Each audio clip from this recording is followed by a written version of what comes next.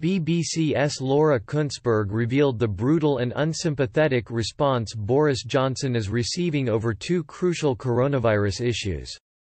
BBC political editor Laura Kuenssberg argued many NHS workers and Britons are concerned about Prime Minister Boris Johnson's handling of the coronavirus crisis.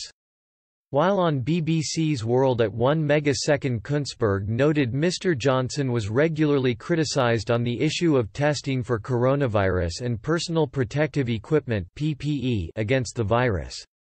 Ms. Kuenssberg added outlets that would regularly defend the Prime Minister's government have also been critical of the decisions being made. At this difficult time for frontline doctors and nurses, sign up here to show your support now to our brave NHS heroes.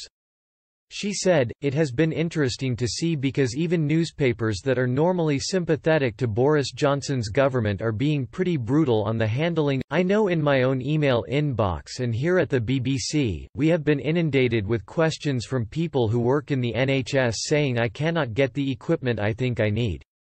We have been hearing from doctors and nurses who want to be at work but can't be at work because they might have the virus but they can't get a test. There is acute frustration out there. I don't think it is the case that has not been heard or understood by Whitehall, but I think these two particular elements of handling this crisis have gone up the political scale of what needs to be managed right now. It is worth remembering that these are only two parts of a crisis that is affecting every single bit of government."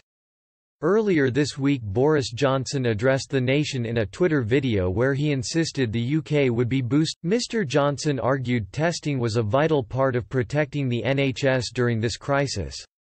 In the Twitter video, he said, "This is the way through, this is how we will unlock the coronavirus puzzle. This is how we will defeat it in the end. What we need to do is massively ramp up tests so that you can know whether you have had the disease in the past, the so-called antibody test. Because that will enable you to go to work in the confidence that you can't be infected or be infectious."